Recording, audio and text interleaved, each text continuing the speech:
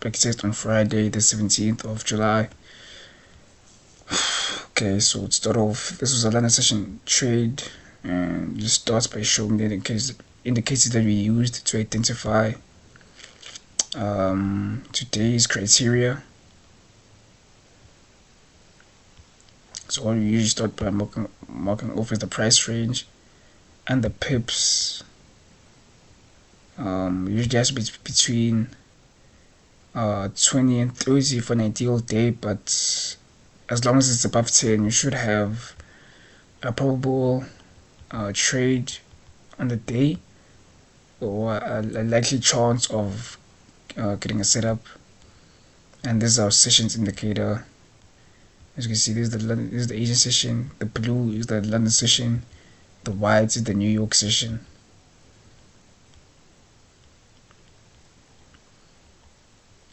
These are different days, all different days.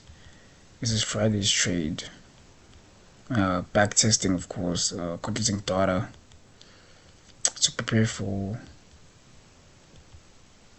August. July has been a really busy month, so obviously I haven't been able to trade as much, but we should be able to push through this and at least try be consistent.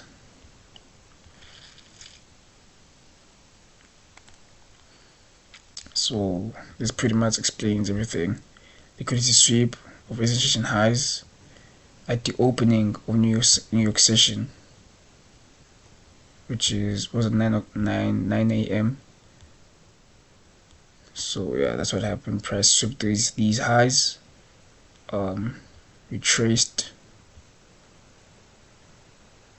Price obviously swept these highs, retraced the downside, showing bearish movements, confirmation of the liquidity sweep, and SMT on GBP USD priced in, retraced into this OTE and order block. As you can see, entry is at 61% Fibonacci extension after the liquidity sweep, and then priced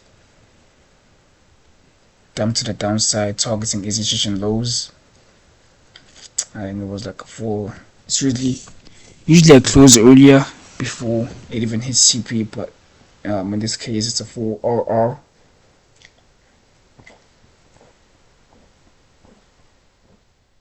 Full risk to reward. And yeah, that's like the most ideal setup. It usually pops up on like Thursday or Wednesdays, not usually on Friday, but they're really not that hard to identify. Really not that hard to identify, especially in terms of entry, because you can see price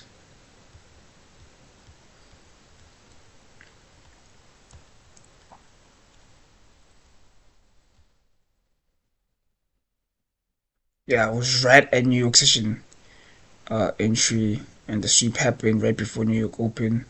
Bit of consolidation, price swept the highs. These highs actually are the real execution highs, but I'd like to keep it cleaner by just marking the ones from like 15 minutes before. Like just not, this is a bit all clustered, so I'd like to make it cleaner and like more simple. And then yeah, there's the Fibonacci retracement tool that we use to mark out. Or we could have just said it's this fair value gap.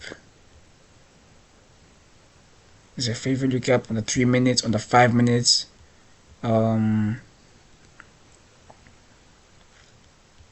the 5 minutes, it was an order block over here, which we did mark out this line here. So a lot of confluences on GPP. Same thing, was an order block entry. Price sweeps these highs. Let's do a quick breakdown. Sweep these highs. Broke market structure and then retraced 61%, and then proceeded to go into these lows. It would have been a lower risk reward because the execution lows were closer. These lows here, these lows were too close. You probably weren't gonna target here because you can't predict a price in a go there without standard deviation, and you're usually relying on probability and likeliness, but these lows are usually guaranteed or have a higher chance of getting hit, so it would have been probably Yeah, there's a trade. That would have been a trade.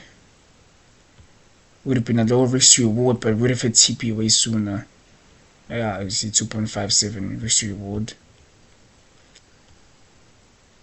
So they both stripped the highs in different ways, and this one was the better structure in terms of the space, and the timing also was way better.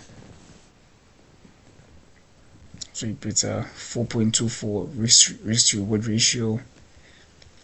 Let's move this, just make it look overall cleaner. So yeah, that's the trade breakdown.